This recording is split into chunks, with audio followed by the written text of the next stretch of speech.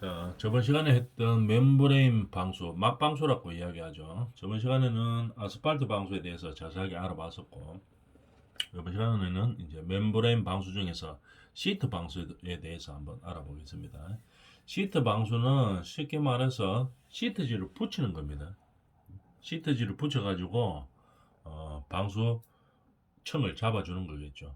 근데 중요한 것은 시트지가 옥상, 우리가 뭐 평슬라브 옥상이라고 봅시다. 또는 뭐 경사지붕의 지붕이라고 보면 이 한 장으로 딱 붙일 수 있는 크기의 시트지가 나오면 제일 좋은데 그만한 시트지가 없죠. 있다고 해도 뭐 그거를 시공할 수도 없고, 그러면은 뭐 한 폭이 한 1m 정도 또는 뭐 1m 한 20 정도 되는 요런 시트지가 우리 벽지처럼 그렇게 되어 있죠. 이거를 계속 깔아가지고 겹쳐서 깝니다. 겹쳐서 까는데 중요한 것은 시트 방수에서는 이게 연결되는 부위 처리를 잘해야 되겠죠. 글로 물이 들어가면 안 되기 때문에 거기다가 보통 뭐 합니까? 테프로 딱 붙이죠. 테프로 붙여가지고 물이 스며들지 않게 하는데, 이 시트 방수는 찢어지지 않으면은 물은 안 새겠죠. 시트지가 삭거나 사가가지고 또는 뭐 어떤 충격이나 균열에 의해서 찢어지지만 안 하면 물 안 셉니다. 그죠? 방수 성능이 상당히 좋은 편이죠. 왜? 찢어지지 않으면은 뭐 방수가 항상 되니까. 그러면은 이 시트 방수에 장단점이 많이 있죠. 장점은 뭐냐면은 시트지의 장점은 일단 공사하기가 편합니다. 그죠? 아주 편하죠.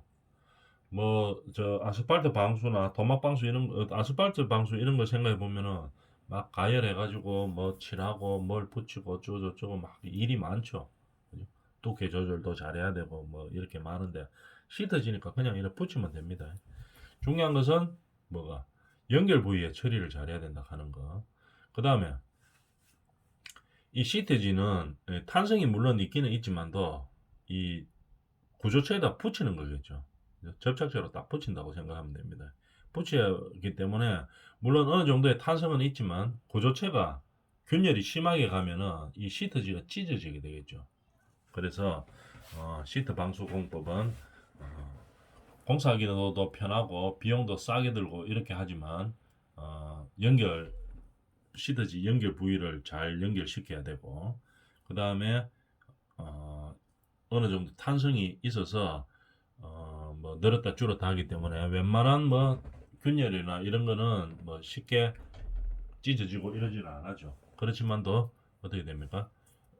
구조체가 균열이 가게 되면 잘못하면 이 시트지가 찢어질 수가 있다 하는 거를 알아놔주면 되겠습니다. 그 내용을 보면은 접착 붙인다 이 말이겠죠. 바탕면과 시트면을 딱 붙이는 겁니다. 접착력이 가다 주름, 근데 붙이다 보니까 평평하게 못 붙이면 주름이 생길 수도 있겠죠. 주름이 생기다가 잘못하면 찢어질 수도 있고 좀 조심해야 됩니다. 시공할 때 잘해야 되겠죠. 그 다음에 공사 기간이 아주 빠르죠. 그죠? 그 다음에 기온이 낮을 때 겨울 같은데 이럴 때는 처음에 붙일 때의 접착력이 중요한 거겠죠. 그래서 너무 추운 날 해버리면 접착성이 떨어집니다.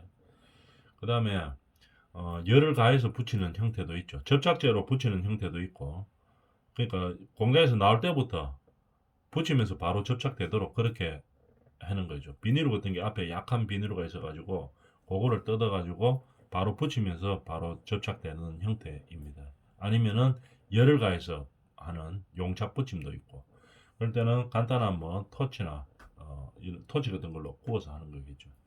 열을 가해서 하는 겁니다. 이렇게 하는 시트 방수가 있습니다. 주로 많이 사용하는 게 시트 방수가 어디에 많이 사용합니까? 아스팔트 싱글 밑에, 우리가 지붕에 아스팔트 싱글을 기아 대신에 많이 붙이죠. 그 밑에는 뭐가 있습니까? 이런 시트 방수지가 반드시 있습니다. 있고 그 위에 이제 올려놔줘야 되겠죠. 그래야지 지붕에 물이 안 새겠죠. 이런 시트 방수지입니다. 특징은 시트 방수 미간이 아름답고 가열해야 되는 경우도 있지만 상온공법에서는 뭐 가열이 필요 없는 거겠죠. 공정이 아주 간단하고 인력과 공기가 단축되는 거겠죠. 용도는 주로 많이 쓰는 게 지붕이죠. 지붕. 그 중에서도 경사지붕. 많이 씁니다. 욕실이나 주방, 뭐 화장실에도 쓸 수는 있지만 시트 방수를 거의 쓰는 경우는 잘 없죠. 아주 간단한 경우 아니면. 왜냐면은 욕실, 주방, 화장실 이런 거는 다 물구멍이 다 있습니다. 물이 빠지는 구멍이 있죠. 이렇다 보니까 시트 방수로 해가지고 그 복잡하죠. 물구멍 하나 보면 동그랗지만 PVC 파이프로 되어 있지만 그 주변을 물 안 새게 시트지를 정확하게 잘라가 붙인다 하는 건 이게 상당히 어려운 일입니다. 그래서 시트 방수를 뭐 욕실이나 주방, 화장실 이런 데는 잘 사용하지는 않습니다. 그죠? 그렇지만 사용할 수는 있는 거고 또 주로 사용될 수 있는 게 토목 쪽에서 고가도로라든지 교량, 지하 구조물 이런 건 그렇게 복잡하지가 않아죠. 쫙쫙 뻗어 있죠. 그렇기 때문에 시트 방수로 하는 경우도 많이 있습니다. 시트 방수 그림으로 한번 볼까요? 이런 형태죠. 그죠? 이런 겁니다. 그래서 요거를 앞에 있는 뭐 필름 같은 거, 비닐 같은 거 딱 뜯어내면 이제 접착력이 그때부터 발생하는 거겠죠. 그래서 그 앞에 비닐을 싹 띄면서 구조체에다가 딱 붙이는 거겠죠. 붙여서 시트 방수가 되도록 하는 겁니다. 중요한 것은 이 연결 부위. 이게 한 장짜리가 뭐 지붕을 다 할 수가 없으니까 요소 여기까지 보통 1m입니다. 1m 아니면 뭐 1m 큰 거는 뭐 1m 20 정도 이렇게 되지만 1m이기 때문에 반드시 겹침 부위가 생깁니다. 그 겹침 처리를 잘해야 되는 거겠죠. 그 다음 시트 방수지의 주요 성능 중에 하나는 탄성이 있어야 됩니다. 이 탄성. 탄성이 없으면 붙이면은 밑에 구조체가 뭐 약간씩 이동이 될 수 있죠. 건물도 다 조금씩 움직입니다. 늘었다 줄었다 하는 거겠죠. 그런 이격에 찢어져 버리는 수가 생기죠. 그러면 방수 성능이 없죠. 그 다음에 이 시트 방수는 나중에 부분 보수가 상당히 어렵습니다. 그죠? 한번 그냥 넓은 면을 시공해가지고 한꺼번에 쫙 하는 거는 괜찮은데 나중에 일부가 찢어져가 그거 갈아내려고 하면 어떻게 됩니까? 잘못하면 계속 그 방수 성능이 떨어질 수밖에 없죠. 딱 붙이지를 못하죠. 그죠? 물론 할 수는 있지만 상당히 힘이 들죠. 그래서 부분 보수가 좀 어려운 그런 단점이 있습니다. 시트 방수하는 거 한번 볼까요? 중요한 거. 이 시트 방수도 뭐 중요한 게 바탕 정리입니다. 이 정리가 잘 돼야 되는데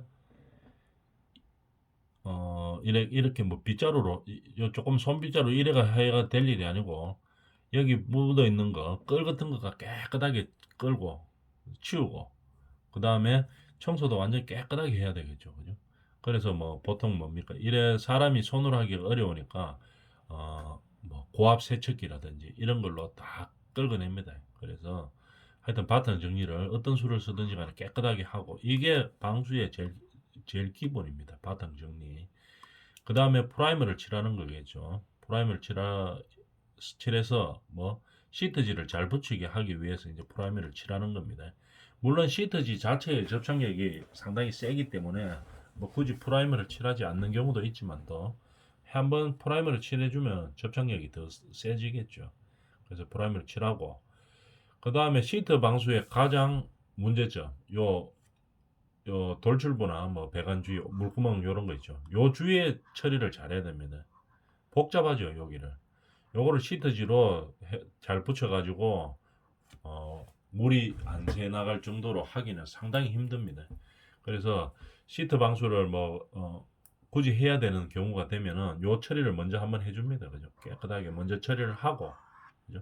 그 다음에 이제 깔아주는 거겠죠. 뭐 아니면 이 시트지를 이거는 이 부위는 2번을 깐다든지 이런 식으로 해가지고 어떤 방법을 쓰든지 간에 요 계구부나 돌출부나 뭐 배관 주위 처리를 잘 해야 되는 거겠죠.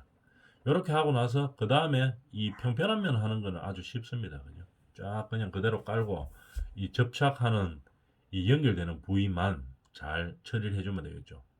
요 테프로 붙이고 있죠. 그죠? 테프로 잘 붙여주면 끝나는 겁니다. 중간에 여가 뭐 찢어지지 안 한 다음에서는 일로 물 새는 경우는 없죠. 다 대부분 여기죠. 여기 연결 부위. 그래서 이 연결 부위 처리를 아주 잘 해줘야 된다는 얘기입니다. 그 시트를 다 깔았네요. 그래서 깔고 나면 봐서 알겠지만 공사가 상당히 간단하죠. 간단하고 비용도 많이 들어가지 않습니다. 그죠? 시트지 싸가 그냥 사람 도우리 와가 그냥 깔만 끝이죠. 이런 식으로 간단하고 비용도 싸고 하지만 성능도 뭐 우수합니다. 찢어지지 않으면. 근데 이제 장단점은 아까 이야기했었죠. 이런 복잡한 부위가 처리가 어렵고, 그죠? 또는 요 가생이 요 모서리 쪽에 올라가는 부분, 이런 부분들은 어렵고, 그 다음에 이 이염 부분, 이염 처리를 잘해야 된다 하는 그런 뭐 장단점들이 있습니다. 시트 방수는. 이 장단점이 이제 나오네요. 장점은 많죠. 두께가 균일하고 공기 단축되고 운반도 쉽고 상온에서 하니까 공해도 없습니다. 그 다음에 시트 만들 때부터 신축성을 가지고 있죠. 탄성이 있다는 얘기입니다. 그리고 사용을 아주 많이 했습니다. 시공 실적도 많습니다. 그래서 많이 해본 사람들이 많은 거죠. 경험자들이 많은 거죠. 숙련공들이 많다는 얘기입니다. 단점은 이게 제일 큰 단점이죠. 시트 상호 간에 이연 부위에 거기서 결함이 많이 생긴다는 얘기입니다. 그 다음에 부분적으로 조금 나중에 문제 생겨가지고 국부적인 보수가 불가능합니다. 그죠?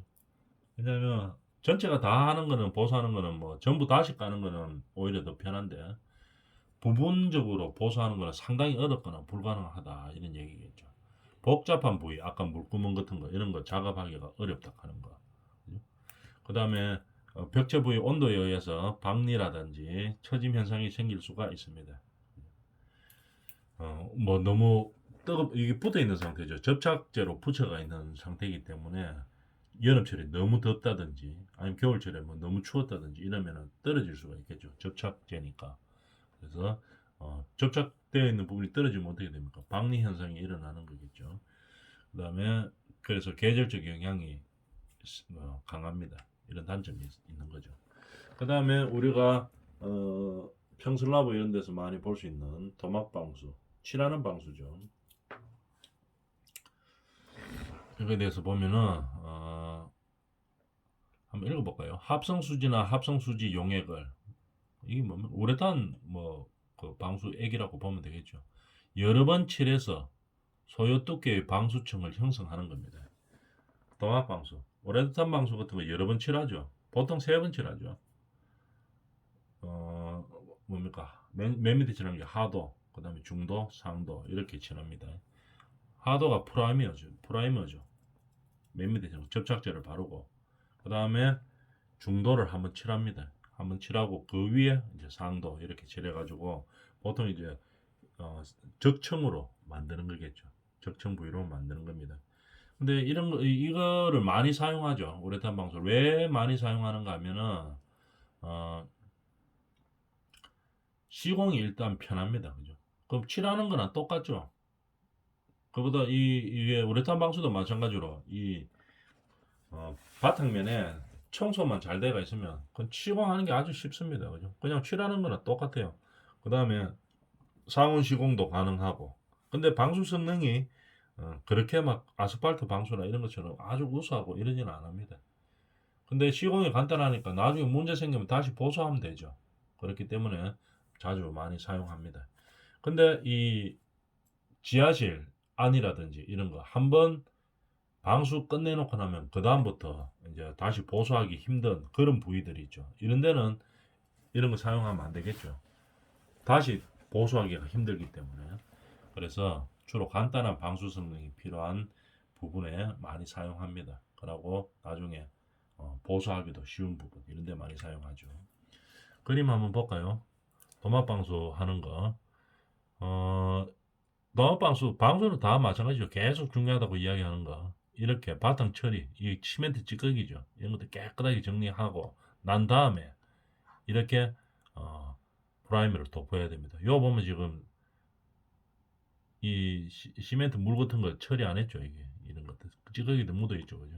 나중에 이거 도막방수 하고 나면 나중에 다 뜹니다. 이거 얼마 지나면 이런 식으로 하면 안 되고 깨끗하게 다 긁어내야 됩니다. 그죠? 긁어내고 청소도 깨끗이 하고 먼지 거의 한 톨 없듯이 그만큼 깨끗하게 한 다음에 프라이머 칠을 해야 되는 거죠.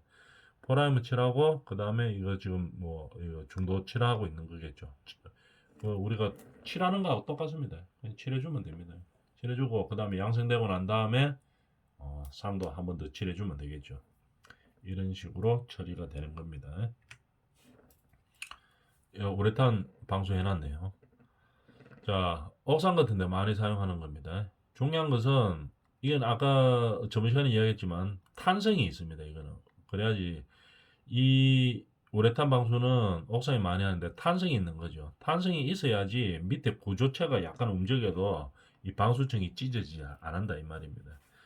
그럼 탄성이 있기 때문에 우리가 걸어보면 약간 꿀렁꿀렁거리죠. 딱딱하지가 안 하고. 그래서 우리가 우레탄 방수는 탄성이 있어야 된다 하는 거 알아놔주면 되겠습니다. 특징은 뭐 옥상 같은 데 많이 사용하고 이염새가 없죠. 그죠? 그 다음에 탄성이 우수하고 교조체 균열 발생이 돼도 뭐 웬만한 균열에는 그냥 버틸 수 있다 이 말입니다. 그 다음에 내구, 내수, 내후성이 우수하다 이 말이겠죠. 그죠? 그러니까 많이 사용하겠죠. 그 다음에 또 특히 나중에 다시 보수하기도 쉽습니다. 그죠? 그 위에 다시 칠해주면 되니까 보수하기도 쉽고 이렇게 여러 가지 국부적인 것도 할 수 있죠. 근데 이게 또 너무 심하면은 아무래도 보수를 하면은 이게 잘못하면 그 보수되는 부분에 어떻게 뭐 다시 셀 수도 있지만 이 같은 재질로 쓰기 때문에 다시 칠하면서 딱 붙어버리죠. 그래서 방수 성능이 그렇게 뭐 보수했다고 해가 많이 떨어지고 그런 경우는 잘 없습니다. 이렇게 보고 근데 중요한 거는 밑에 우리가 프라이머를 칠해가 이 우레탄 액을 바르죠, 그죠? 근데 이 바닥하고 뜬 상태가 돼버리면은 이게 이제 문제가 심각하죠. 딱 붙어 있어야 되는데 떠버리면은 어떻게 됩니까? 다시 걷어내고 해야 되겠죠. 그 부분을 뭐 국부적으로 한다든지 방수 성능이 없어지는 거죠. 떠버리면. 자, 그 다음에 이런 것도 보면 우리가 보면 알 수 있겠지만 이 복잡한 부분들, 물구멍이 있다든지 모서리 부분이라든지 이런 것도 이제 칠하기가, 공사하기가 쉬운 거죠. 도막 방수입니다. 그 다음에 이제 특수 목적으로 쓰는 거, 수용성 에폭시계. 이뭐 그림 보면 알겠죠. 이 실내 수영장 이런 것들, 내수성이나 내알칼리성이 필요한 것에 수용성 에폭시계를 씁니다. 일반적으로는 많이 안 쓰지만 습한 면이 뭐 도장이 요구된다든지 수영장 내부 탱크, 물탱크 같은 거 안에 내부 이럴 때 도장할 때 이런 특수 목적으로 멤브레인 도막 방수를 쓰는 거겠죠. 수용성 에폭시계를 사용합니다. 그 다음에 우레탄하고 에폭시하고 저번 시간에 한번 이야기했었죠.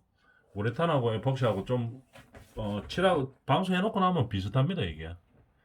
근데 이게 에폭시죠. 우레탄은 이 탄성이 있는데 에폭시는 탄성이 없습니다. 별로 없어요. 거의 없죠. 대신에 부착성이 좋은 걸로 이 방수를 하는 겁니다. 왜냐하면 공장 바닥이나 이 주차장 같은 데는 탄성이 있으면 다 찢어져 버리겠죠. 그래서 탄성으로 이 방수 성능을 찾는 게 아니고 이 구조체하고 딱 붙여져 가지고 부착성으로 방수 성능을 찾게 하는 겁니다. 언제 쓰느냐 하면은 미끄럼 방지 요구되는 거, 그 다음에 내수성, 내마모성이 요구되는 것, 뭐 창고라든지, 그죠? 아니면은 뭐 공장, 바닥 이런 것들, 그 다음에 주차장 이런 것들에 사용되는 게 에폭시입니다. 중장비가 막 다니고 이런 거, 공장 바닥 이런 것들, 이런 것들은 우레탄으로 쓰면 뭐 그날 바로 다 찢어집니다. 그래서 이 에폭시로 사용해 줘야 된다 하는 거. 근데 칠해놓고 나면 비슷하기 때문에 구분을 잘 하고 있어야 되겠죠. 그 다음에 도막 방수를 하다 보면 이제 방법 중에 하나가 우리가 아까 뜨면은 이거 절단 나는 거죠. 도막 방수는 이 구조체하고 이 방수 도막 방수하고 붙어 있어야 되는데 여기가 떴다가 하면은 일단 이 방수 성능은 뭐 거의 다 했다고 봐야 되겠죠. 왜냐하면 떴다 이러면 약간의 충격에도 이게 그냥 다 갈라집니다. 크랙이 가고 이렇기 때문에 여기에 안 뜨게 하기 위해서 탈기공법, 공기를 조금 빼주는 겁니다. 이런 식으로. 보통 이 지하 주차장 바닥이겠죠. 그래서 한 면을 크게 하는 게 아니고 공기 빠지는 부분을 보통 이게 어디다가 합니까? 조인트를 주죠. 조인트가 나 있기 때문에 자동적으로 그냥 탈기 공법이 되는 경우도 많이 있습니다. 근데 뭐 조인트가 없는 경우에 일부러 이 도막 방수가 뜨지 않게 하기 위해서 이런 탈기구를 두는 겁니다. 습기가 빠지도록 하는 거겠죠. 습기가 없이 바짝 항상 말라 있는 상태가 되어야지 이게 뜨지를 안 하겠죠. 그런 형태가 탈기 공법입니다. 자, 도막방수, 멤브레인 방수 중에 하나죠. 그런 칠하는 거에 장단점에 대해서 뭐 다 이야기했지만 정리하는 차원에서 보면은 상온에서 가능하고 연속 방수 가능하고 그 다음에 작업이 아주 쉽죠. 그냥 뭐 칠하는 거하고 똑같으니까 공기도 짧고 접착력도 좋고 내구, 내후, 내약 분석 다 좋습니다. 근데 뭐 그렇게 비싸지는 않지만 약간 고가 이 방수액 자체가 조금 비싸죠. 탄성도 있고 뭐 이렇기 때문에 약간 고가입니다. 그러나 뭐 아스팔트 방수나 이런 데 비해 가지고 훨씬 저렴하죠. 시트 방수 이런 데 비해서 좀 비싸다는 얘기입니다. 외력에 대해서 좀 약하죠. 탄성이 있고 이렇기 때문에 좀 약합니다. 그 다음에 방수청 보호를 요하는 거죠. 방수청을 해주면 제일 좋은 거죠. 그러면 안 크랙 같은 게 안 가고 보호가 되기 때문에 방수청을 해주면 좋습니다.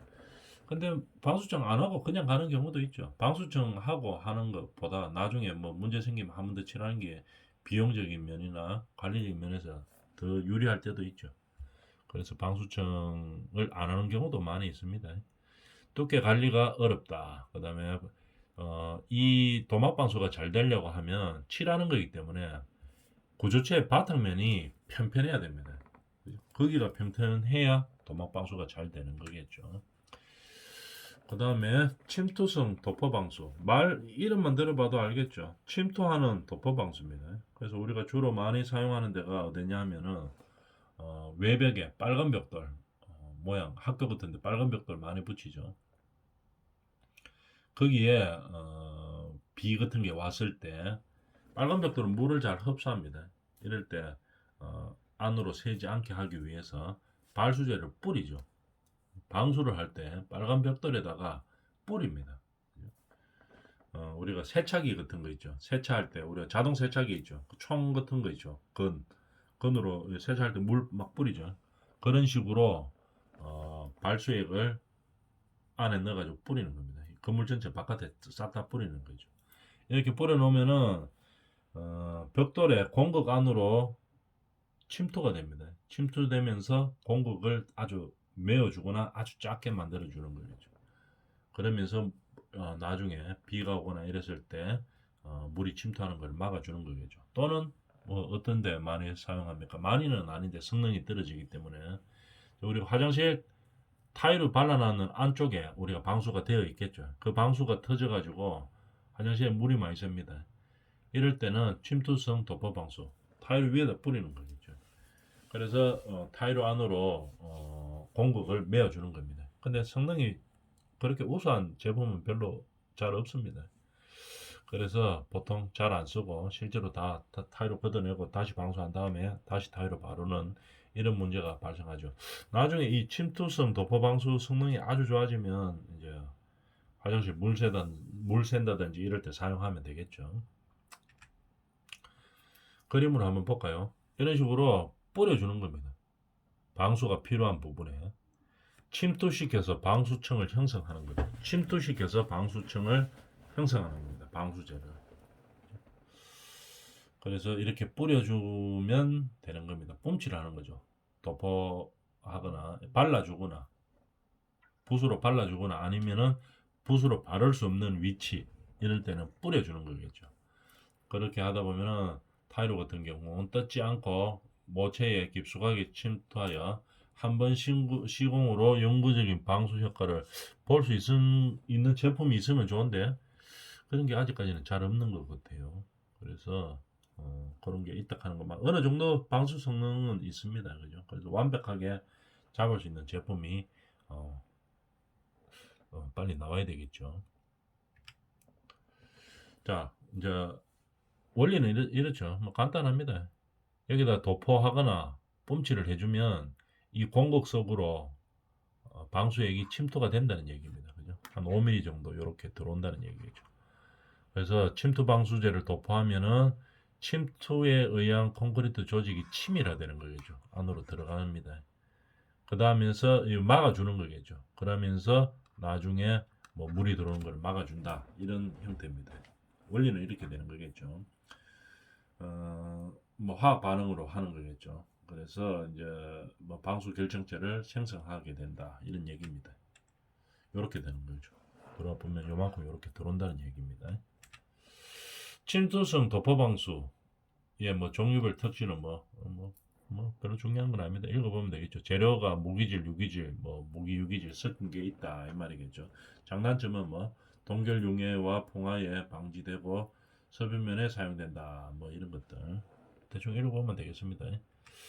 별로 중요한 건 아니고 그 다음에 침투성 도포 방법 제일 많이 쓰는 게 이거죠. 그 빨간 벽돌 학교나 뭐 원룸 같은데 많이 사용하죠. 가격 대비해 가지고 외장 성능이 상당히 좋습니다. 빨간 벽돌이. 왜냐하면은 이게 몇십 년 가도 똑같이 그대로 있죠. 이 벽돌이 잘 안 바뀝니다. 그러면서 뭐 단열성도 있고 뭐 내구성도 있고 뭐 여러 가지 좋은 점이 있죠. 그러면서도 가격이 싸기 때문에 많이 사용하는 거겠죠. 근데 이 물을 잘 머금어요. 그래서 이제 잘못하면 일로 누수가 될 가능성이 있기 때문에 그 물을 다 이제 시공한 다음에 이렇게 뿌립니다. 그죠? 세차기 청소하는 걸로 일로 방수제를 넣어가 뿌리는 거죠. 그죠? 뿌려 놓으면은 이 안에 공극에 이 전체 면을 다 뿌립니다. 다 뿌리면은 이 안에 공극을 메워주는 거겠죠. 그래서 물이 침투하는 것을 방지하는 겁니다. 시멘트 해체 방수는 다음 시간에 하겠습니다.